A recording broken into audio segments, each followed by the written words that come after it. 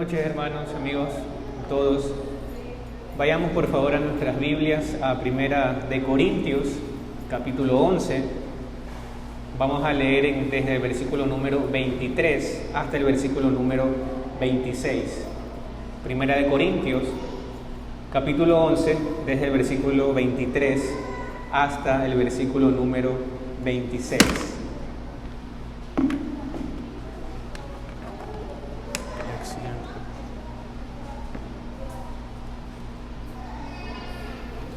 Primera de Corintios 11, versículo 23 al 26. Dice así la palabra de Dios. Porque yo recibí del Señor lo que también os he enseñado, que el Señor Jesús, la noche que fue entregado, tomó pan, y habiendo dado gracias, lo partió y dijo: Tomad, comed, esto es mi cuerpo, que por vosotros es partido, haced esto en memoria de mí. Asimismo tomó también la copa después de haber cenado, diciendo: Esta copa es el nuevo pacto en mi sangre. Haced esto todas las veces que la bebiereis en memoria de mí. Así pues, todas las veces que comiereis este pan y bebiereis esta copa, la muerte del Señor anunciáis hasta que Él venga. Bien, esto, hermano, que hemos leído es un pasaje bíblico que nos habla puntualmente acerca de la cena del Señor, de la celebración de la cena del Señor. ¿Qué es lo que representa? ¿Qué es lo que Cristo quiere enseñarnos acerca de la cena? Esto claramente Pablo lo está enseñando aquí. Ahora escucha esta declaración que voy a leer ahora. Cuando el sacerdote pronuncia las tremendas palabras de consagración, él alcanza hasta el cielo, hace que Jesús descienda de su trono y lo coloca sobre el altar para ser ofrecido de nuevo como víctima por los pecados del hombre. Este es un poder mayor que el de los monarcas y potentados. Es mayor que el poder de los santos y de los ángeles, mayor que el poder de los serafines y querubines. En efecto, es mayor aún que el poder de la Virgen María, pues mientras que María fue la agente humana por medio de la cual Cristo se encarnó una sola vez, el sacerdote hace esto, hace que Cristo descienda del cielo y lo encarna sobre el altar como víctima eterna por los pecados del hombre. Y no solo una vez, sino miles de veces. El sacerdote habla y Cristo, el Dios eterno y omnipotente, inclina su cabeza en obediencia humilde al mandato del sacerdote. Esto, hermanos, que he leído es una cita que se dijo puntualmente el 14 de junio de 1936 de una revista religiosa que tiene por título Nuestro Visitante del Domingo. Y con esta declaración, hermanos, se trataba de explicar lo que ocurre cuando el sacerdote consagra los elementos de la cena en la misa, es decir, en la celebración de la Eucaristía. Y, hermanos, alguien podría pensar que quizás esta declaración es exagerada y que corresponde a la creencia de una parte minúscula del catolicismo que quizás cayó en extremos innecesarios y por lo tanto no es algo que debamos considerar como relevante. Pero, hermanos, la realidad es que esta declaración expresa de manera congruente todas las afirmaciones formales de Roma acerca de la Santa Cena o Eucaristía, como ellos la llaman. Y para confirmar esto bastaría simplemente con revisar el catecismo de la Iglesia Católica. Pero el día de hoy, hermanos, nuestro propósito, ciertamente nuestro enfoque no será el de examinar de manera exhaustiva qué dice el catecismo de la Iglesia Católica, sino más bien revisar lo que dice la palabra de Dios, revisar lo que Dios ha dicho en su palabra acerca de esta ordenanza, que en última instancia, por supuesto, es lo que realmente importa y lo que realmente tiene relevancia, es decir, lo que Dios ha dicho en su palabra. Y esto, hermanos, que veremos hoy es una continuación de la serie de predicaciones en base a la Confesión de Londres, y la continuación de la serie. Si ustedes recuerdan, la semana anterior estuvimos hablando de la cena del Señor y el bautismo, de estas dos ordenanzas, lo que continuaría sería hablar del bautismo. Pero ya los que tienen algún tiempo sabrán que hace ya algunos meses algunos hermanos fueron bautizados en la iglesia y por lo tanto creímos en ese momento necesario adelantarnos en el capítulo del bautismo y ya vimos ese capítulo. Entonces lo que nos tocaría ver el día de hoy es de la cena del Señor. Ese es el título de lo que vamos a ver el día de hoy y vamos a verlo en 3 puntos.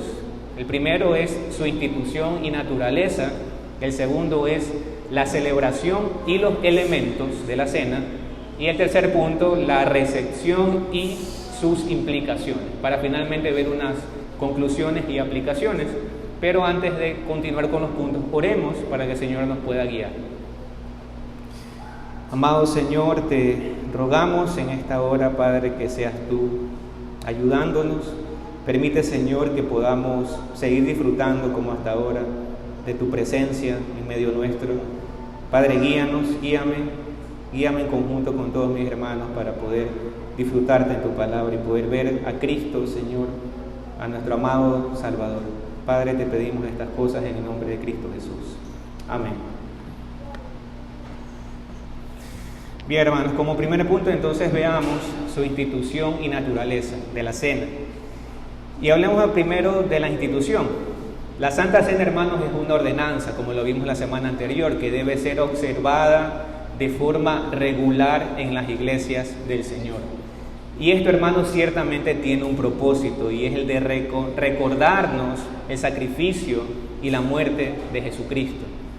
La enseñanza respecto a la cena del Señor no es producto de quizás deducciones de múltiples pasajes, sino que es un mandato directo del mismo Señor Jesucristo, quien fue quien instituyó esta ordenanza. Celebrar la cena, hermanos, tiene ciertamente un propósito, y ese propósito es tener presente lo que nuestro Cristo, nuestro amado Señor, hizo por nosotros en la cruz del Calvario. Si leemos nuevamente el pasaje, vayamos nuevamente a 1 Corintios 11, 24 al 26, dice así: y habiendo dado gracias, lo partió y dijo: tomad, comed, esto es mi cuerpo, que por vosotros es partido, haced esto en memoria de mí. Asimismo tomó también la copa después de haber cenado, diciendo: esta copa es el nuevo pacto en mi sangre, haced esto todas las veces que la bebiereis en memoria de mí. Así pues, todas las veces que comiereis este pan y bebiereis esta copa, la muerte del Señor anunciáis hasta que Él venga. Hermanos, el pan aquí, como Cristo lo explicó, simboliza el cuerpo de nuestro Señor, que fue partido por nosotros. La sangre simboliza la vida de Cristo dada por todos nosotros, por su pueblo, el perdón de los pecados y la institución del nuevo pacto. El nuevo pacto que fue ciertamente instituido por la sangre de su mediador, quien es Jesucristo, y su sacrificio perfecto. Hermanos, la Biblia enseña claramente que sin derramamiento de sangre no hay perdón de pecados. Y es por eso que fue necesaria la muerte de nuestro Señor. Vayamos ahora, hermanos, a Lucas 12, versículo 19 y versículo 20. Lucas 12, versículos 19 y versículo 20.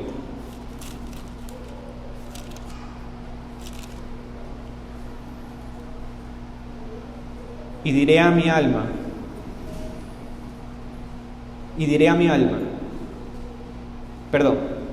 Lucas 12, 19 al 20. Es otro pasaje, pero lo voy a corregir y dice: y tomó el pan y dio gracias y lo partió y les dio, diciendo: esto es mi cuerpo que por vosotros es partido. Es dado, haced esto en memoria de mí. De igual manera, después de que hubo cenado, tomó la copa diciendo: esta copa es el nuevo pacto en mi sangre que por vosotros se derrama. Hermanos, cuando celebramos la cena del Señor, ciertamente esto es para un recordatorio perpetuo para la iglesia de Jesucristo. El pan y el vino nos recuerdan el cuerpo y la sangre de Cristo ofrecidos a Dios en el sacrificio de Cristo. Ese, hermanos, es el propósito de los elementos que se usan en la cena. Por eso es que podemos decir que la Cena del Señor, al igual que el bautismo, es el Evangelio visible. ¿Por qué? Porque nos recuerda la obra de Cristo y nos recuerda además nuestra redención. Ahora bien, cuando el creyente, hermanos, toma la Cena del Señor, está siendo en ese caso beneficiado, pues se beneficia de la manera en que es alimentado del mismo Señor Jesucristo. Al ser partícipe de esta ordenanza, está dando testimonio también a su propia alma, de la fe que tiene en el Señor Jesucristo y las bendiciones espirituales que Cristo ha obtenido por los suyos. Hermanos, y siendo ya creyentes, celebramos la Cena del Señor, nuestra vida espiritual, sin lugar a dudas, crecerá. Seremos impulsados a crecer en el conocimiento del Señor, a crecer en obediencia a Él y en el temor de Él. El mismo Cristo dijo en Juan 6:35, yo soy el pan de vida, el que viene a mí nunca tendrá hambre, y el que cree en mí, y el que en mí cree no tendrá sed jamás. Y hermanos, esto no es simple poesía, para nada. Nuestro Cristo verdaderamente satisface a los suyos. Por lo tanto, el creyente debe una y otra vez comer y beber para recordar por medio de la Cena del Señor la obra de nuestro Cristo. ¿Qué fin en específico, hermanos, tiene hacer esto? Alimentación espiritual y crecimiento en el Señor. Pero no solamente obtenemos beneficios y recordamos bendiciones cuando celebramos la cena, no solamente eso, sino que la Cena del Señor, hermanos, también nos sirve, nos es de mucha ayuda para reforzar y recordar nuestras obligaciones para con el Señor, lo cual debe ciertamente impulsarnos a vivir vidas que glorifiquen su nombre. Ahora, al final, algo final al respecto a estos recordatorios también que celebramos por medio de la cena. 1 Corintios 10, 16 al 17 dice: la copa de bendición que bendecimos no es la comunión de la sangre de Cristo. El pan que partimos no es la comunión del cuerpo de Cristo. Siendo uno solo el pan, nosotros, con ser muchos, somos un cuerpo, pues todos participamos de aquel mismo pan. Entonces, la cena es un recordatorio no solo de nuestra unión con Cristo, sino también es un recordatorio de la unión de los creyentes por medio de Jesucristo. Esto quiere decir que estamos unidos los unos a los otros. Tenemos una común unión en Jesucristo. Y cuando celebramos la cena debemos hacerlo gozosos, sabiendo que junto a nosotros está también un pueblo ganado por la sangre de Cristo, celebrándolo también. La iglesia del Señor, hermanos, que fue comprada por su propia sangre, que selló el pacto de gracia en el cual todos, absolutamente todos los creyentes tienen una membresía perpetua e irrevocable, gracias no al esfuerzo de ellos, sino a los méritos de nuestro amado Señor Jesucristo. Ahora, hablemos de su naturaleza. Aquí quiero citar una cita muy específica del Catecismo en su artículo 1368 del Catecismo Católico, que dice lo siguiente: la Eucaristía es igual al sacrificio de la Iglesia. La Eucaristía es igualmente el sacrificio de la Iglesia. La Iglesia, que es el cuerpo de Cristo, participa en la ofrenda de su cabeza.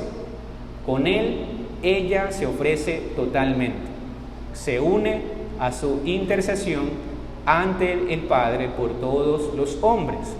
En la Eucaristía, el sacrificio de Cristo, se hace también el sacrificio de los miembros de su cuerpo. La vida de los fieles, su alabanza, su sufrimiento, su oración y su trabajo se unen a los de Cristo y a su total ofrenda, y adquieren así un valor nuevo.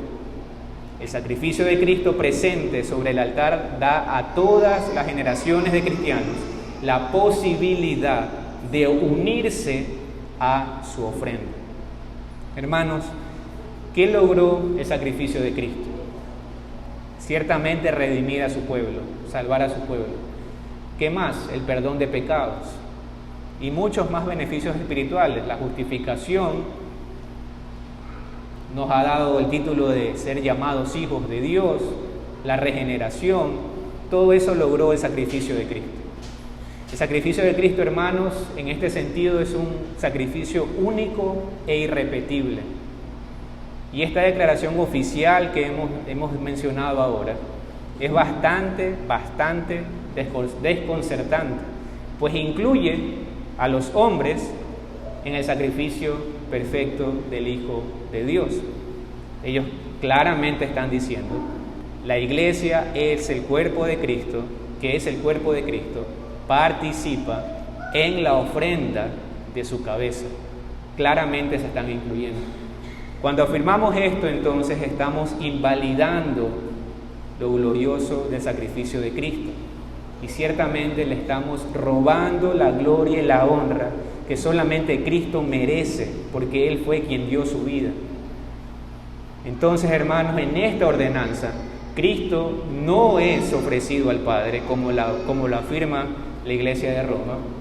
También en el artículo 1367 de su catecismo, ni tampoco se hace en absoluto ningún verdadero sacrificio para la remisión de pecados, ni de los vivos ni de los muertos. Vayamos ahora, hermanos, a un versículo, Hebreos 9, del 25 al 26. Hebreos 9, 25, dice así: y no para ofrecerse muchas veces como entra el sumo sacerdote en el lugar santísimo cada año con sangre ajena. De otra manera, le hubiera sido necesario padecer muchas veces desde el principio del mundo, pero ahora, en la consumación de los siglos, se presentó una vez para siempre por el sacrificio de sí mismo para quitar de en medio el pecado. Y de la manera que está establecido para los hombres que mueran una sola vez y después de esto el juicio. Asimismo, Cristo fue ofrecido una sola vez para llevar los pecados de muchos y aparecerá por segunda vez sin relación con el pecado para salvar a los que le esperan. Hermanos, Cristo dijo, consumado es, cuando estuvo en la cruz, consumado es. Y esto quiere decir que la deuda fue totalmente saldada, la deuda fue pagada en su totalidad. La Escritura, hermanos, nos enseña que el sacrificio de Cristo fue un sacrificio único y suficiente. También nos afirma de manera explícita que no es como los sacrificios antiguos que se ofrecían vez tras vez y que no servían para nada para darle salvación.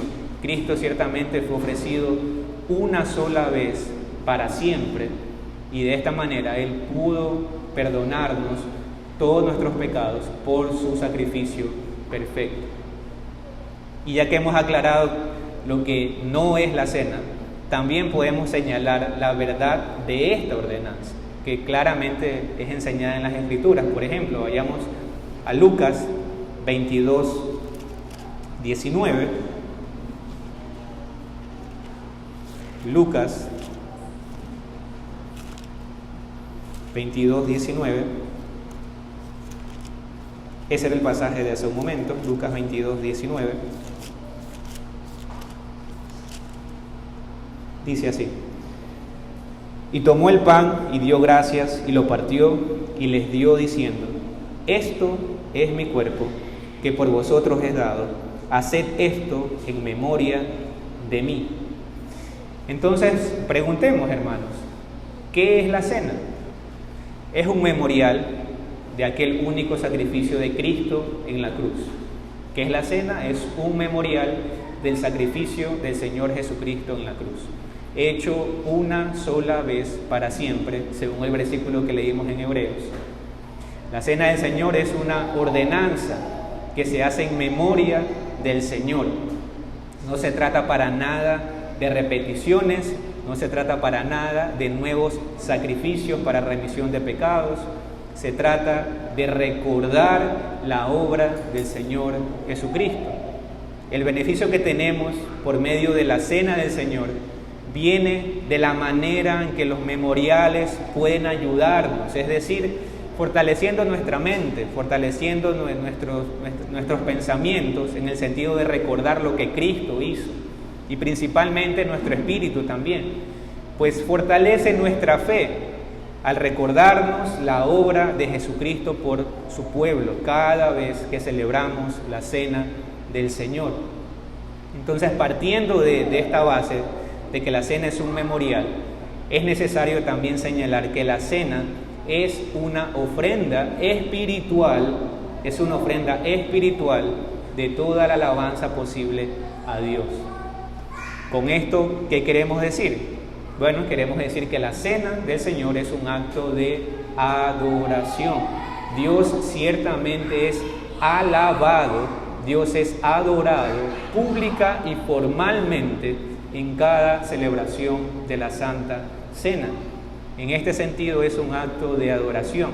¿Y por qué decimos que es un acto de adoración? Porque cuando la iglesia, hermanos, se reúne para celebrar la cena y recuerda el sacrificio de Cristo, evidentemente, hermanos, esto nos lleva a dar gloria a Dios por Cristo, por el sacrificio que hizo por su pueblo, y además hizo posible, gracias a su sacrificio, la salvación de muchos.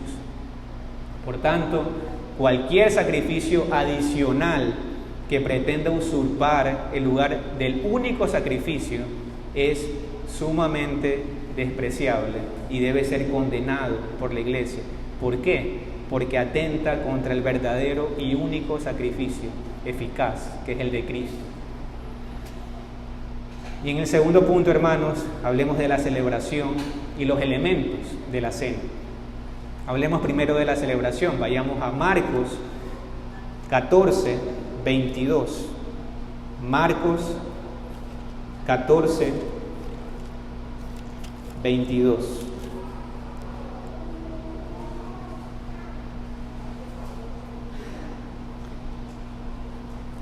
Y mientras comían, Jesús tomó pan y bendijo, y lo partió y les dio, diciendo: tomad, esto es mi cuerpo. Y tomando la copa y habiendo dado gracias, les dio, y bebieron de ella todos. En la misma institución de la Cena del Señor se ve, hermanos, que el Señor bendijo los elementos y dio gracias por ellos. Y este acto, hermanos, son expresiones de adoración, son expresiones de oración a Dios. Y esto, hermanos, es una oración al mismo Dios que se eleva dando gracias por lo que se va a celebrar en ese momento. Algo importante, hermanos, también, cuando la persona designada ora por los elementos de la cena, esta acción tiene un propósito. Y el propósito, hermanos, es que el cuerpo de Cristo, es decir, la iglesia de Cristo, toda la iglesia en conjunto, al orar y bendecir los elementos, estos sean apartados para una celebración sagrada que es la Santa Cena. Es decir, que el pan y el vino sean apartados para una celebración santa, una celebración sagrada. No está por demás mencionar, hermanos, que no existen cambios en la sustancia del pan y el vino después de la oración. Únicamente el pan y el vino se vuelven santos debido a lo que simbolizan el cuerpo y la sangre de Jesucristo. Y 1 Timoteo 4, del 4 al 5, nos dice algo de esto. Pablo aquí dice: porque todo lo que Dios creó es bueno y nada es de desecharse si se toma con acción de gracias, porque por la palabra de Dios y por la oración es santificado. Entonces, cuando se habla de que es santificado, hermanos, en este versículo, no se habla para nada de una infusión de pureza especial, sino de apartar únicamente. En el caso de los elementos de la cena, apartar del uso común para el uso sagrado, refiriéndonos a los elementos, para que de esta manera el pueblo de Dios pueda también participar de ambos elementos, tanto del pan como del vino. Entonces, esto es lo que hace la oración, simplemente apartar los elementos para esta celebración santa. La Iglesia, hermanos de Roma, cree que de manera milagrosa, cuando el sacerdote ora por los elementos, entonces milagrosamente dejan de ser pan y vino. ¿Para qué? Para convertirse verdaderamente en el cuerpo y la sangre de Jesucristo de una manera literal. De una manera literal. Y a esta doctrina se la llama transubstanciación. Y sigamos, hermanos, esta línea lógica que ellos están diciendo, de que hay un cambio literal del cuerpo y la sangre de Cristo. Sigamos esta línea lógica que ellos plantean, esta línea lógica de razonamiento. Ellos afirman que el vino se convierte en la sangre de Cristo, literalmente y realmente. Si es así, entonces lo que está en la copa, según ellos, es la sangre de Cristo, literalmente y de una manera real. Entonces lo que está allí es algo santo, y si es así, obvio que eso infundirá temor de que sea profanada, que sea tratada de una forma inadecuada, y por tanto debe cuidarse y protegerse el elemento. Ellos hacen esto, pero esto evidentemente los ha llevado a la idolatría de los elementos. Todo esto, hermanos, es originado por un mal entendimiento de lo que realmente ocurre en la Cena del Señor. Y quiero citar nuevamente el Catecismo Católico en el artículo 1378, que dice lo siguiente acerca de esto. Dice: el culto de la Eucaristía en la liturgia de la misa expresamos nuestra fe en la presencia real de Cristo bajo las especies de pan y de vino. Entre otras maneras, arrodillándonos o inclinándonos profundamente en señal de adoración al Señor.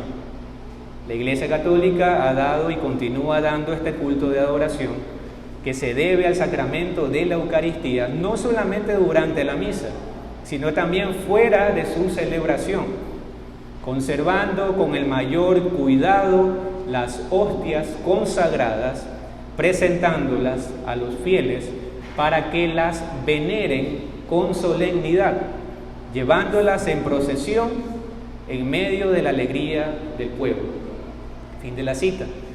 Entonces vemos claramente cómo se promueve de manera directa o indirecta la idolatría, lamentablemente.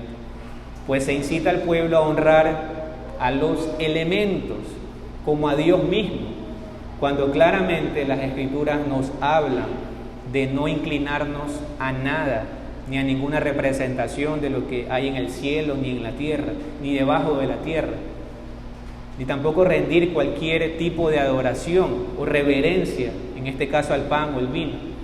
Eso, hermanos, claramente es idolatría, porque nosotros únicamente a quien debemos rendirle honor y gloria y debemos doblar rodillas es a Dios.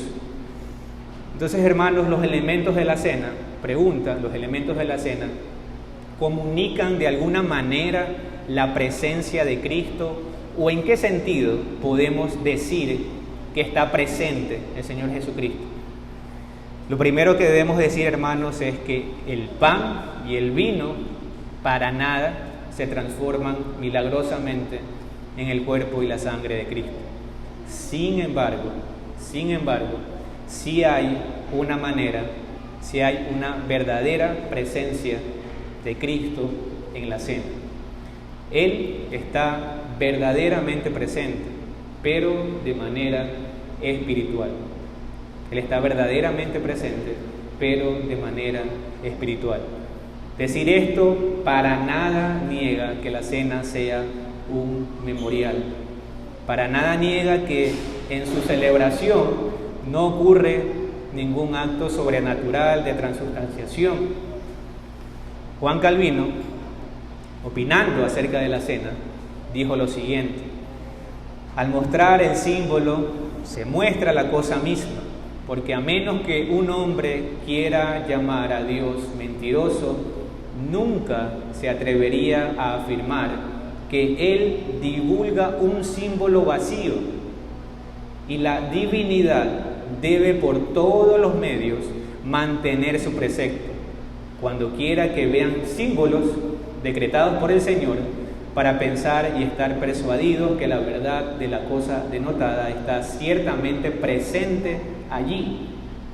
Pues ¿por qué el Señor pondría en sus manos el símbolo de su cuerpo, excepto para asegurarle a usted una verdadera participación en este? Calvino aquí está afirmando una presencia real de Cristo y al mismo tiempo entiende que la celebración de la cena es un símbolo, es un memorial. Aun cuando se afirma, hermanos, la presencia real de Cristo en la cena, no obstante, en sustancia y en naturaleza, tanto el pan como el vino siguen siendo verdadera y solamente pan y vino, como lo eran antes. No hay ningún cambio, ni antes, ni durante, ni después de la celebración. No hay ningún cambio. Y al confesar esto, no nos vamos al extremo tampoco de decir que la cena solamente es un memorial y nada más. Creemos que es un memorial, por supuesto, pero creemos también que es más que un memorial. Es un medio de gracia, hermanos. Es un medio de gracia por medio del cual gozamos y disfrutamos de la presencia real del Señor Jesucristo. Hay una genuina bendición espiritual en esta ceremonia para el pueblo de Dios. Somos, hermanos, verdaderamente bendecidos y alimentados de Cristo y por Cristo. Hermanos, la doctrina que sostiene un cambio de sustancia del pan y del vino en la sustancia del cuerpo y la sangre de Cristo por la consagración de un sacerdote o de algún otro modo es totalmente contraria a las Escrituras y atenta también contra el sentido común y a la razón. ¿Por qué decimos, hermanos, que atenta contra las Escrituras? Porque es inconsistente con la verdad revelada en la palabra de Dios. No las interpreta fielmente, las tuerce para su propia perdición y por eso es contraria a la revelación de Dios. ¿Y por qué decimos que atenta también contra el sentido común y la razón? Porque pretende un cambio de sustancia, hermanos, de una cosa, mientras nada, absolutamente nada en el exterior cambia. Ellos apelan a que lo que está ocurriendo allí es un milagro y argumentan que no es necesario que exista un cambio evidente para probar tal milagro. Y cuando afirman esto, ellos están asumiendo que no es necesario percibir lo que ocurre con nuestros sentidos. Y aquí el teólogo Robert Downey, acerca de este punto de vista, él opina lo siguiente, él dice: porque la omnipotencia de Dios no obra lo imposible y la contradicción natural, y cualquier milagro que alguna vez haya tenido lugar ha sido necesariamente tan dependiente de los sentidos humanos para el conocimiento del hombre de su ocurrencia, como cualquier otro evento común. De modo que si se ultraja la ley fundamental de los sentidos, el hombre es tan incapaz de conocer un milagro como cualquier otra cosa. Fin de la cita. En resumen, hermanos, ¿qué es lo que él dice? Lo que él dice es que es necesario que el hombre a través de sus sentidos pueda identificar un milagro para poder llamarlo como tal. Por ejemplo, decimos que Jesús hizo un milagro cuando resucitó a Lázaro. ¿Pero por qué decimos esto, hermanos?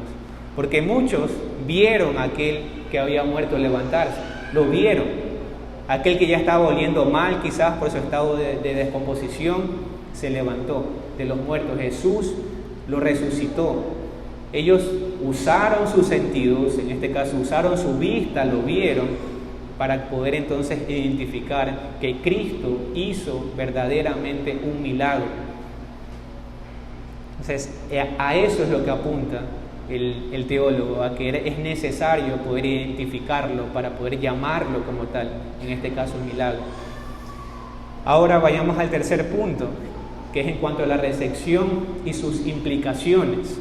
Hablemos primero de la recepción digna. La recepción digna, hermanos, incluye un autoexamen antes de recibir la cena del Señor. Y esto, hermanos, es fundamental porque cuando alguien celebra la cena, está proclamando su unión con Cristo. Y por tanto, es fundamental analizar nuestra vida y arrepentirnos de nuestros pecados delante del Señor. Sin embargo, no se debe tomar este autoexamen como una medida restrictiva. Todo lo contrario, se debe ver como un medio para regresar al Señor arrepentidos cuando hemos pecado. Por eso es que la cena es un medio de gracia, porque nos hace volver nuestros ojos a Cristo y nos hace examinarnos para caminar en santidad. Por tanto, el no participar de la cena, pudiendo hacerlo y no teniendo ninguna razón válida para no hacerlo, eso implicaría entonces que nos estamos negando a arrepentirnos y a caminar en santidad en cada caso específico. Otra cosa importante, la celebración de la cena se debe realizar en las iglesias del Señor, en la comunidad, en las comunidades de fe. ¿Por qué? ¿Por qué debe ser así? Porque, como habíamos dicho antes, la cena del Señor también nos recuerda que estamos unidos unos a otros. Es decir, que tenemos un mismo Señor, tenemos una misma fe, tenemos un mismo bautismo. Esto quiere decir que la cena no puede ser celebrada fuera de las iglesias del Señor, fuera de las comunidades de fe. Y finalmente es importante también en este punto considerar que para la correcta celebración de la cena del Señor debemos tener un entendimiento correcto de la presencia de Cristo en la cena. Como dijimos hace un momento, el propósito de los elementos de la cena es recordarnos la presencia de Cristo. La cena ciertamente es un memorial y eso debemos tener en nuestra mente en el momento de celebrarlo. Pero no solamente debemos quedarnos con eso, también debemos entender que hay una presencia real de Cristo en la cena. Esta presencia real, como dijimos también, es una presencia espiritual, pero ciertamente verdadera. Por tanto, podemos decir que la cena es una conmemoración, pero evidentemente también es mucho más de una mera conmemoración. Los creyentes son alimentados espiritualmente por Cristo cuando celebran la cena del Señor. Ahora vayamos, hermanos, a Juan 6, 47 al 51. Juan 6, desde el versículo 47 hasta el versículo 51.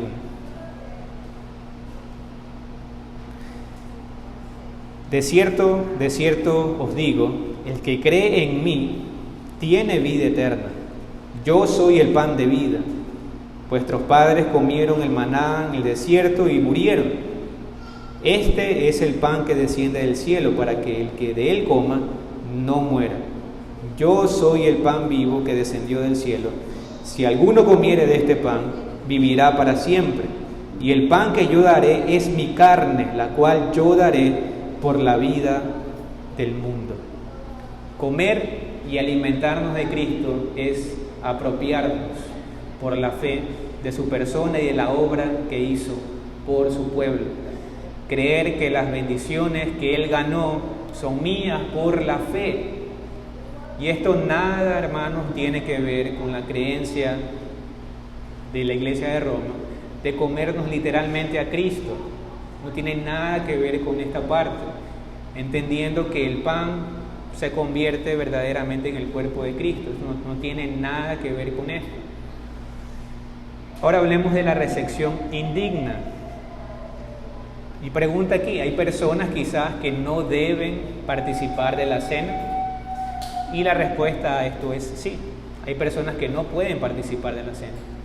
Por supuesto que las hay. Con esto nos referimos, por ejemplo, a los inconversos. Ellos no pueden, evidentemente, participar de la celebración de la Cena del Señor. La Cena del Señor nos muestra el Evangelio de una manera ilustrada y nos recuerda cuando Cristo nos llamó por medio de su santo Evangelio. Y si esto es así, ¿cómo alguien que no ha creído en el Evangelio de Cristo puede participar de esta ordenanza? Evidentemente no puede hacerlo. Si bien es cierto que la persona que participa de la cena, siendo incrédulo e ignorante al significado de la ordenanza, peca grandemente, también la iglesia que permite la participación de tal persona también peca grandemente delante de Dios. Si está en las manos de la iglesia el impedir que el no creyente participe de la cena, debe hacerlo, debe impedir que peque grandemente contra Dios. Y en cuanto a este rol que tiene la iglesia de cuidar quiénes pueden participar y quiénes no, podemos hablar también de algunas posturas en cuanto a esto. Por ejemplo, tenemos la comunión abierta, que básicamente dice que cualquier persona puede participar de la celebración de la cena. Otra postura es la comunión cerrada. Es la comunión cerrada, que cree que solo y únicamente los miembros de la iglesia donde se está celebrando la cena pueden participar. Algunas también inclusive pueden llegar a incluir a que otros bautistas reformados puedan también participar. Pero por ejemplo, este tipo de iglesias que tienen este tipo de celebración jamás permitirían que participe un hermano que pertenece, por ejemplo, a una iglesia presbiteriana o que pertenece a una iglesia pentecostal. Jamás permitirían eso. Y hacer eso, hermanos, sería ciertamente caer en sectarismos, pues estaríamos diciendo que solamente los bautistas reformados son hijos de Dios. Eso es lo que estamos diciendo en un sentido, si tenemos esa práctica. Nosotros, como iglesia, no nos acogemos a ninguna de estas posturas. Nosotros creemos que todos los cristianos, miembros de una iglesia verdadera, pueden participar de la Cena del Señor. Y cuando decimos iglesia verdadera, no necesariamente debe ser una iglesia bautista reformada, pues nosotros creemos que ciertamente hay creyentes genuinos fuera de nuestra esfera bautista reformada. Por supuesto que los hay. En la iglesia presbiteriana, en la iglesia pentecostal, evidentemente los hay. Y negar eso sería irnos en contra de lo que Dios nos ha dicho en su palabra.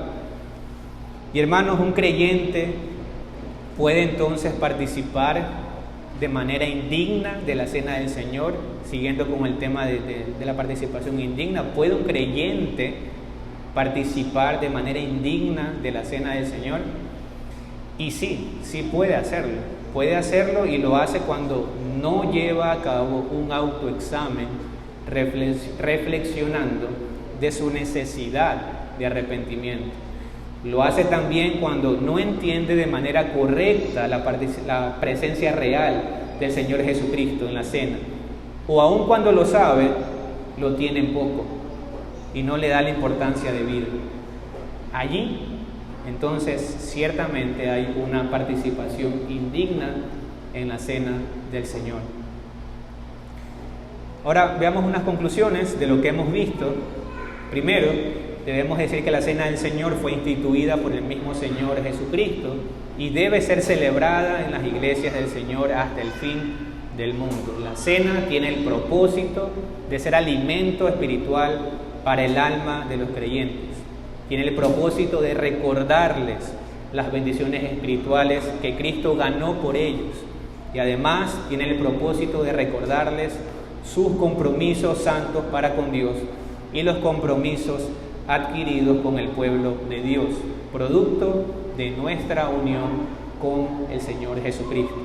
Segundo, cuando los ministros de Dios llevan a cabo la celebración de la cena y oran por los elementos que se usaron en la cena, no ocurre ningún milagro que conlleve el cambio de las sustancias al cuerpo y sangre de Cristo de una manera literal. Lo único que ocurre es que los elementos se apartan para darles un uso santo. Por consecuencia, no existe ningún sacrificio al cual podamos atribuir la remisión de pecados, pues Cristo no es sacrificado. Él solo se ofreció una única vez para siempre. Tercero, no existe ningún cambio de sustancia en los elementos de la cena. El pan sigue siendo pan y el vino sigue siendo vino. Sin embargo, hay una presencia real y verdadera de Cristo cuando la cena del Señor es celebrada. Esta presencia a la que nos referimos no es corporal, sino espiritual. Por tanto, es totalmente aberrante pretender rendirle culto o adoración a los elementos producto de un mal entendimiento de la presencia de Cristo en la cena. Esto es totalmente contrario a la misma palabra de Dios y a la misma razón. Y cuarto, los creyentes que participen de la cena del Señor deben hacerlo dignamente, lo cual implica examinar su caminar en el Señor, arrepentirnos de nuestros pecados y además entendiendo que nuestro Salvador personalmente está bendiciéndonos por medio de esta ordenanza. Debemos guardarnos de participar indignamente, pues al hacerlo así, comemos y bebemos juicio para nosotros mismos y nos hacemos culpables del cuerpo y de la sangre del Señor. Y finalmente, veamos unas aplicaciones. Cristo, en un momento de su ministerio, dijo lo siguiente: el que a mí viene nunca tendrá hambre, y el que en mí cree nunca tendrá sed. No tendrá sed jamás. Tú que estás aquí el día de hoy, debes saber que hoy es tu oportunidad de disfrutar del pan vivo que es Cristo y del vino que Cristo mismo ofrece, los cuales representan su cuerpo y su sangre. El día de hoy puedes ser realmente saciado. Cristo dijo: porque mi carne es verdadera comida y mi sangre es verdadera bebida. El que come mi carne y bebe mi sangre tiene vida eterna y yo le resucitaré en el día postrero. Tú que estás aquí sin Cristo en tu vida, quiero decirte lo siguiente: el mensaje de salvación del Evangelio de Cristo declara claramente que todos los hombres hemos quebrantado la ley de Dios y por lo tanto todos somos justos merecedores del castigo eterno. Y ante esto, ciertamente tú no eres la excepción. Tú eres culpable de haber menospreciado la ley de Dios. Cristo vino a pagar nuestra deuda, muriendo Él por nosotros. Tú puedes apropiarte de esa gloriosa obra de Cristo, puedes hacerlo tuya, puedes hacer tuyo ese alimento, puedes hacerlo tuyo esa obra perfecta que Cristo hizo por su pueblo. Puedes hacerla tuya comiendo y bebiendo el cuerpo y la sangre de Cristo.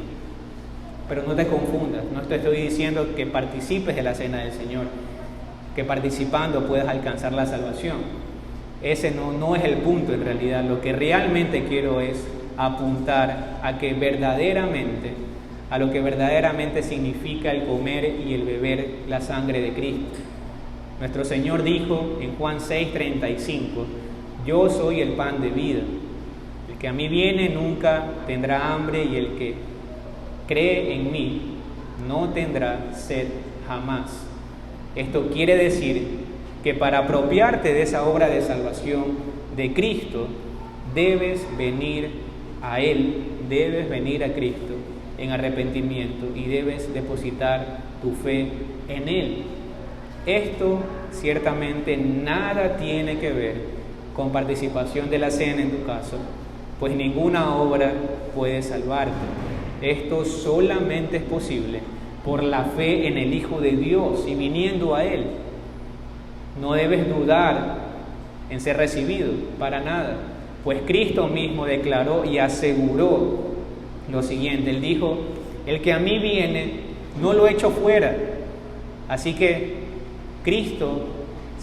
ven a Cristo hoy, cree en Él y sin lugar a dudas, Cristo ha declarado, Cristo ha dicho que serás recibido. Todo aquel que venga a Él será recibido sin lugar a dudas. Y a ti, querido hermano, el día de hoy quiero recordarte algo que es sumamente importante. Independientemente de que estés participando o no de la cena, por cualquiera que sea la circunstancia, debes recordar que Cristo es tu verdadero alimento. Por tanto, procura llenarte más de Él. No olvides que el mundo pasa y sus deseos también pasan, pero el que hace la voluntad de Dios permanece para siempre.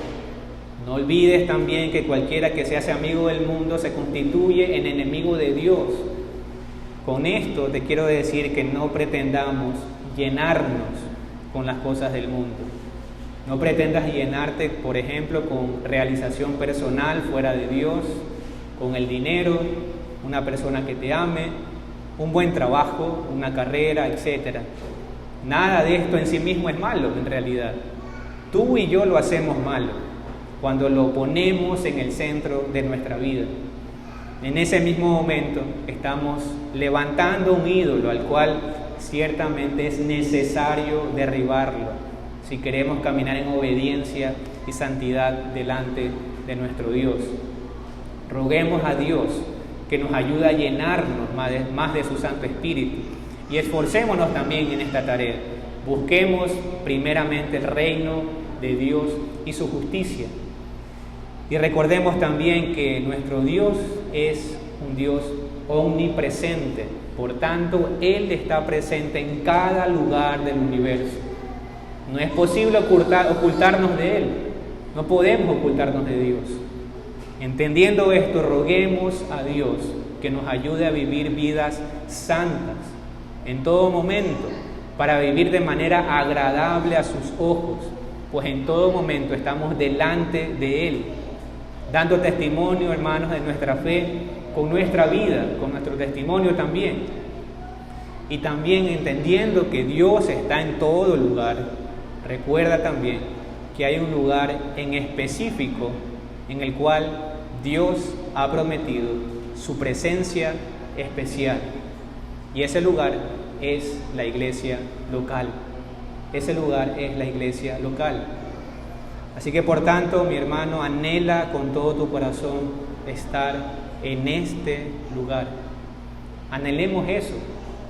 Más allá de disfrutar de la comunión, más allá de eso, lo que verdaderamente debe motivarnos para estar aquí es que nuestro Cristo, nuestro amado Redentor, está en medio de nosotros, paseándose en su iglesia, hablando de manera específica a nuestra vida por medio de su palabra y también por medio de la palabra de algún hermano, por medio de la lectura de la Escritura, por medio de las oraciones y por supuesto por medio de sus ordenanzas, el bautismo y la cena del Señor.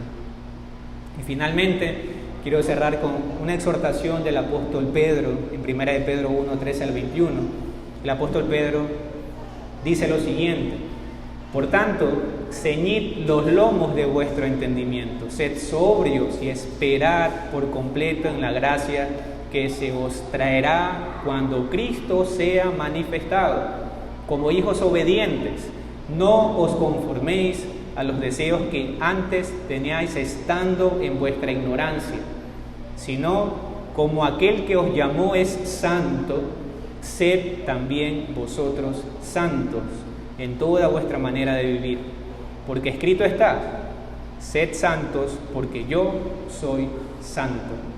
Y si invocáis por Padre a aquel que sin acepción de personas juzga según la obra de cada uno, conducíos en temor todo el tiempo de vuestra peregrinación, sabiendo que fuisteis rescatados de vuestra vana manera de vivir, la cual recibisteis de vuestros padres, no con cosas corruptibles como oro o plata, sino con la sangre preciosa de Cristo, como de un cordero sin mancha y sin contaminación, ya destinado desde antes de la fundación del mundo, pero manifestado en los postreros tiempos por amor de vosotros, y mediante el cual creéis en Dios, quien le resucitó de los muertos y le ha dado gloria, para que vuestra fe y esperanza sean en Dios. Amén. Que el Señor bendiga su palabra.